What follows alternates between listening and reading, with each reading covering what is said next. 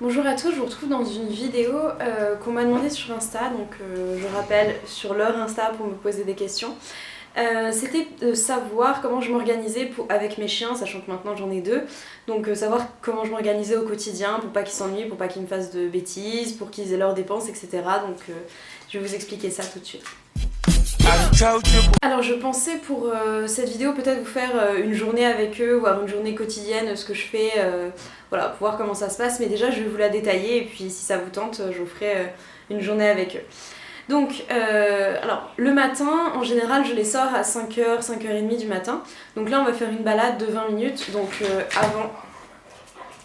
avant j'allais courir en général. Donc c'était vraiment tranquillement, histoire de me réveiller, qu'on se réveille. C'était vraiment petite course tranquille et tout. Donc une demi-heure, 20 minutes, histoire qu'ils fassent le tour du quartier.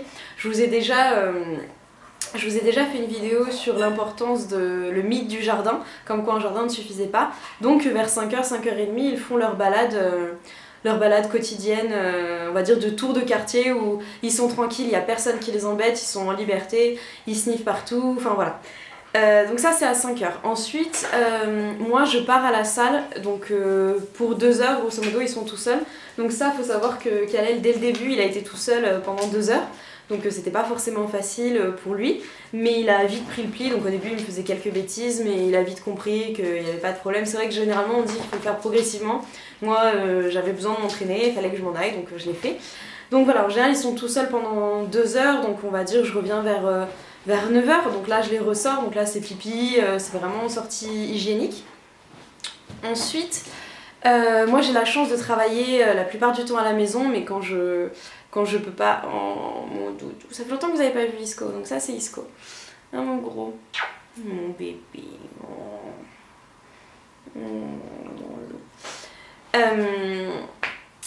Isco, tu vas te coucher? Te couche. J'ai la chance de travailler la plupart du temps à la maison, donc c'est vrai que c'est hyper pratique quand on a des chiens. Ça arrive que je fasse des journées où je peux pas rentrer entre midi et 2, où vraiment ils sont seuls longtemps. Donc ce qui se passe dans ces cas-là, c'est que j'anticipe et la veille je fais une grosse sortie forêt, donc pour que la plupart du temps en fait ils dorment, ils soient tranquilles et voilà, ils aient pas besoin de beaucoup se dépenser. C'est vrai que le fait que j'en ai deux, ils sont tout le temps en train de se chercher là, ils sont encore en train de se battre. Ils sont tout le temps en train de se chercher, de se stimuler, donc c'est vrai qu'au niveau de la dépense, j'y gagne beaucoup. Voilà, sinon dans une semaine j'essaie de faire 3 sorties forêt. Donc j'essaie de leur mettre un jour de repos entre les deux, donc ce sont 3 sorties forêt où on va vraiment prendre le temps de... Oui mon bébé, oui tu veux jouer avec ton frère, je sais. On va vraiment prendre le temps de jouer, de renifler, de se dépenser, d'aller nager, etc. Et puis le samedi, en fait, Kalel a son cours d'éducation, Isco a arrêté parce que de toute façon ça se passait très très bien, enfin, il n'y avait plus grand chose à lui apprendre. Et puis quand j'ai fini, je ramène Kalel à la maison, puis après je vais faire une grosse sortie running avec Isco. En général ça se passe comme ça. Donc voilà, il n'y a rien de très compliqué, il faut juste prendre le temps, il faut juste s'organiser, il faut juste anticiper aussi en fonction des semaines que vous avez. Je donne des cours de yoga à la maison.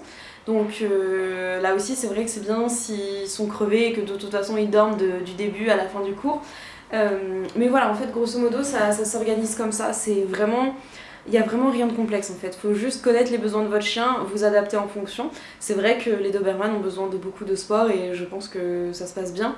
Ils ne font pas de dégâts, la seule chose qu'ils m'ont fait c'est que Kalel a un peu jardiné, mais là ça va mieux.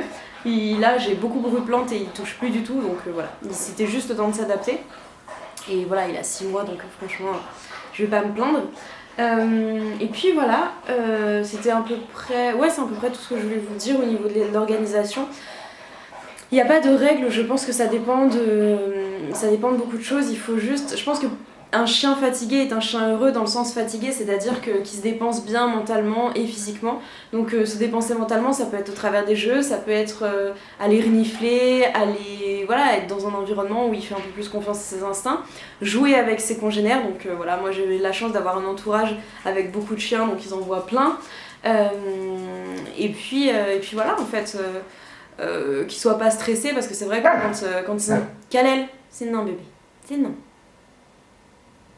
Quand ils ont beaucoup de dépenses, ils sont moins stressés, ils ont juste envie de dormir tranquillement, donc voilà.